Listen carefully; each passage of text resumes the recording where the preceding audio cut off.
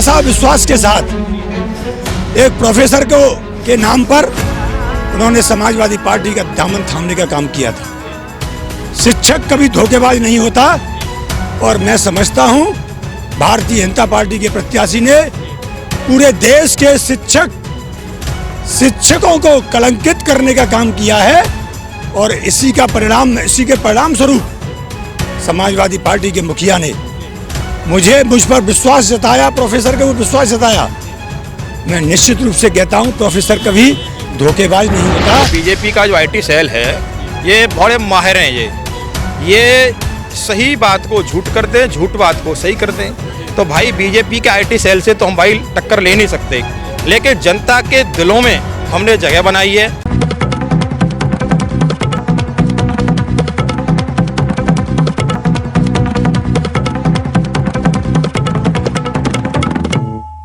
जी की रैली के बाद वीरेंद्र सिंह जी क्या कह रहे हैं, उनका क्या विचार है? इस तरीके का प्रभाव अखिलेश जी का यहाँ दिखाई दे रहा है, क्या कहेंगे आप? जिस तरह से ये जन सैलाब कल शाम को 5 बजे कार्यक्रम मिला और 5 बजे के बाद आप देखते हो कि सर्दी शुरू हो जाती है।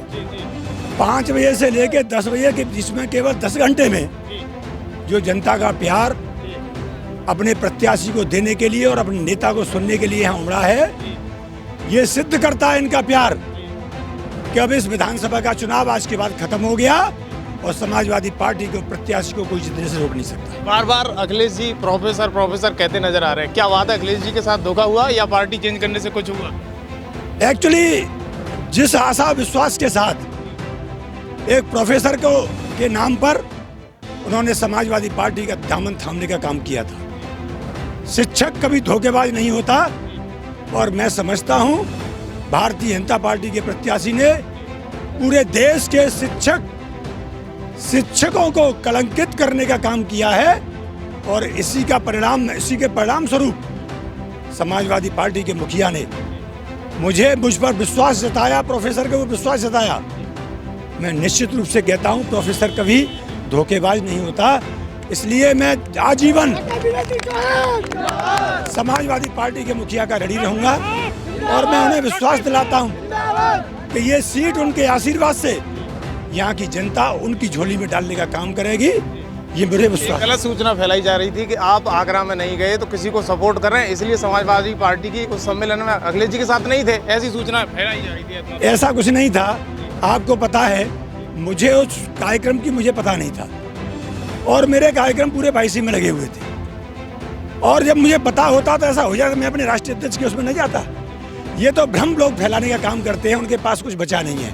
ये भारतीय जनता पार्टी के लोग ऐसे लोग हैं कि बिना बादल के बरसात करने की अगर किसी में ताकत है तो इनके अंदर है।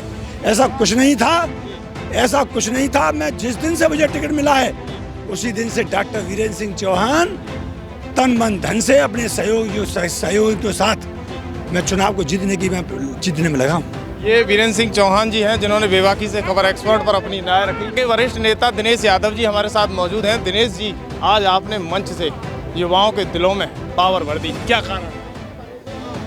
अब मैं इसमें क्या कह सकता हूँ, जो मैंने अपनी बात थी वो मैंने सभी के बीच में रखी है और मान लो युवाओं को वो ज़्यादा अच्छी लग गई है तो इसके लिए मैं युवाओं का आभार प्रकट करना चाहता हूँ।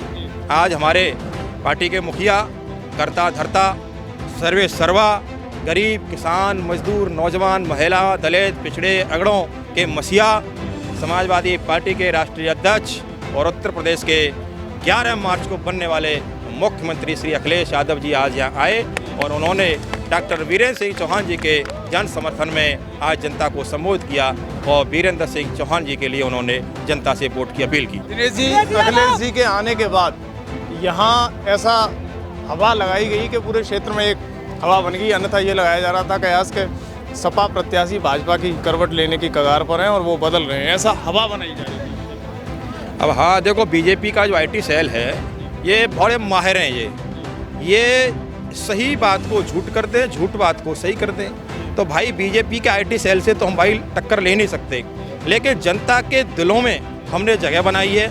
जहाँ रात में किसान मजदूर अपने खेतों की रखवाली कर रहा है, जहाँ उसकी फसल को सांड उजाड़ रहे हैं, आवारा पशु उजाड़ रहे हैं, जहाँ आज महिलाएं सुरक्षित नहीं हैं, जहाँ किसानों को उनकी आय का पूरा उपज नहीं, उचित मूल्य नहीं मिल पा रहा है, जहाँ छात्रों को शिक्षा नहीं मिल पा रही है, जहाँ गरीबों को अच्छी चिकित्सा नहीं मिल पा रही है, इन सारी समस्याओं से जो जनता जूझ रही है, उस जनता ने अंदर ही अंदर ये मन बना लिया है कि बस अब सपा को वोट करेंगे। किन मुद्दों पर काम करने की कह दी? जिस तरीके से भाजपा के मुद्दे थे यहाँ पर वो खरे नहीं उतरे, लेकिन आपको क्या लगता है इन पर प्रबल हो पाएंगे अगर विधायक बनते हैं? आदरणीय अखिलेश यादव जी श्री मुलायम सिंह यादव जी के बेटे हैं और मुलायम सिंह यादव उसका नाम है जिसकी कथनी और करनी में कोई फर्क नहीं है।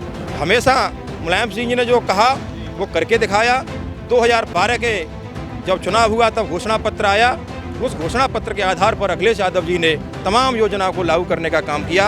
आज श्री अखिलेश यादव जी ने भरे मन से कहा है जब सरकार बनेगी तो 300 यूनिट बिजली फ्री देंगे, किसानों को सिंचाई के लिए ट्यूबवेल की बिजली फ्री देंगे, महिलाओं को 1500 रुपया प्रति महीने देंगे और भी तमाम है, बेरोजगारों को रोजगार देंगे। आज जहाँ कोरोना में 2 साल जो ओवरेज हो गए हैं उनको 2 साल की नौकरी में छूट दी जाएगी। इस तरह की तमाम योजनाओं की घोषणा श्री अखिलेश यादव जी ने की है। और ये है दिनेश यादव और अन्य तमाम। क्या कहोगे आप? वीरेंद्र सिंह अखिलेश जी आ गए, अब क्या हो गया? अखिलेश जी के आने से यहाँ का माहौल बिल्कुल भी बदल चुका है और ये एहमदपुर की समस्त जनता डॉक्टर वीरेंद्र सिंह चौहान जी के साथ है। हर जाति धर्म का उन्हें सपोर्ट मिल रहा है और हम यही कहना चाहेंगे कि जो राष्ट्रीय अध्यक्ष जी नौकरियों के जो वादे करके गए हैं, किसानों के लिए जो प्लांट की बोल के गए हैं, उस पर वो खरा उतरेंगे।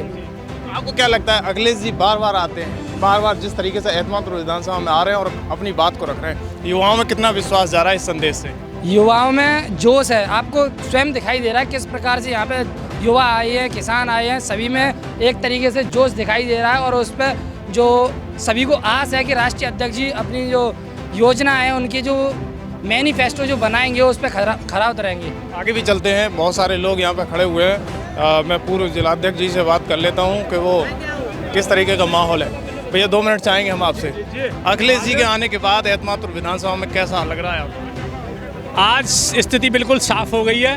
किसान, नौजवान, बेरोजगार पूरी तरह से गठबंधन के प्रत्याशी वीरेंद्र चौहान को जिताना चाहता है और जो माननीय मुख्यमंत्री ने जो घोषणाएं की हैं वो आपके माध्यम से सारे लोगों में पहुंच जाएगी। आलू के प्रोसेसिंग प्लांट के लिए, नौजवानों को भर्ती के लिए और स्टेडियम के लिए, सारी महत्वपूर्ण जो नौजवान भर्ती से वंचित रह गए थे, उसकी जो कोरोना में ओवर एज हो गए थे, उन्हें भी राष्ट्रीय अध्यक्ष जी ने उन्हें भी समय बढ़ाने के लिए कह दिया। तो सारे नौजवान में उत्साह है और आज साकार हो चुका है कि एहतमादपुर में गठबंधन का ही प्रत्याशी 100% जीतेगा। आरएलडी के जयंत चौधरी के न आने से यहाँ एक संदेश ये भी जा रहा है कि जाट समाज के लोग इससे समर्थन से सहमत नहीं। ऐसा कोई नहीं, राष्ट्रीय अध्यक्ष जी जयंत चौधरी साहब दोनों रोजाना चुनाव कर प्रचार कर रहे हैं। अलीगढ़ में थे, मथुरा में थे, आगरा में थे। आज राष्ट्रीय अध्यक्ष जी यहाँ आए, जयंत चौधरी दूसरी जगह, दोनों ने बांट लिया है। तो गठबंधन के दोनों के झंडे लगे, दोनों के प्रत्याशी हैं हम लोग। क्या मानते हैं? कायम है दोनों में। कैसी फाइट रहेगी अब एहतमादपुर? भाईचारा फाइट रहेगी अब? फाइट कुछ है ही नहीं, कह दिया जो दल बदलू था, छोड़ के चला गया था, उसकी जमानत जब्त करा देना। और एक जो दूसरा प्रत्याशी है उसके बारे में सारे लोग जानते हैं। सबसे स्वच्छ छवि के ईमानदार जो प्रत्याशी वो डॉक्टर वीरेंद्र चौहान है, सबको पता।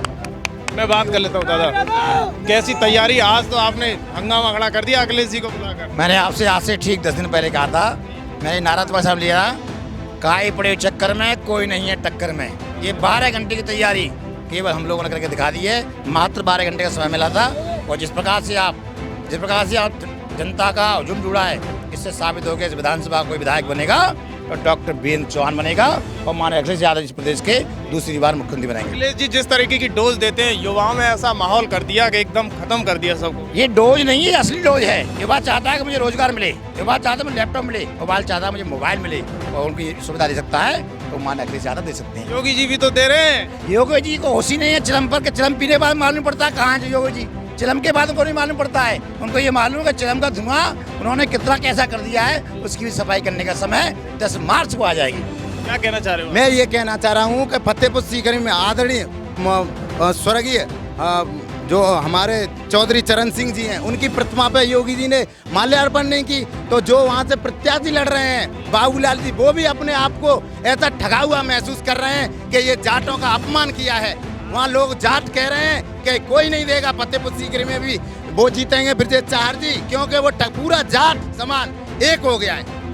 जेपी यादव जी हैं, क्या कहेंगे? आज आपने अखिलेश जी को बुला लिया, पूरा एहतमादपुर विधानसभा अपनी तरफ कर लिया। हाँ, पूरा तरह कर लिया। लोगों ने अफवाह दी, उस दिन हमारे प्रत्याशी नहीं पहुंच पाए के कारण बस, तो लोग अफवाह कर रहे थे कि अखिलेश जी ने कह दिया है कि अखिलेश जी नहीं आएंगे, प्रोग्राम ये होता है। इसलिए हमने कल लोगों से रिक्वेस्ट की, निवेदन किया और उन्होंने कल प्रोग्राम दिया, बहुत लेट प्रोग्राम दिया है और बहुत जबरदस्त प्रोग्राम हुआ था। यहाँ से ये लगाया जा रहा था कि आपके प्रत्याशी भाजपा की तरफ बैठ रहे, लोगों में अफवाह फैलाई। ये सब झूठी अफवाह थी, इसीलिए तो हमारे माननीय मुख्यमंत्री जी हमने कल रिक्वेस्ट की तो उन्होंने आए और आगे दिखाया कि हमारा प्रत्याशी चुनाव लड़ रहा है, दमदारी चुनाव लड़ रहा है, चुनाव जीतेगा। क्या कहेंगे आप? अखिलेश जी ने जिस तरीके का माहौल बना दिया यहाँ भीड़ में, आप क्या कह रहे हो कि ये वास्तविकता में आने वाले 2022 में कुछ नया होगा? जो माननीय अध्यक्ष जी ने वायदे किए हैं, लैपटॉप है, बिजली फ्री है और महिला पेंशन है, सब वायदा वो खरे उतरेंगे। सरकार बनेगी 2022 में, पूरा वायदा करेंगे।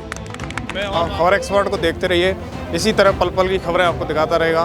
धन्यवाद।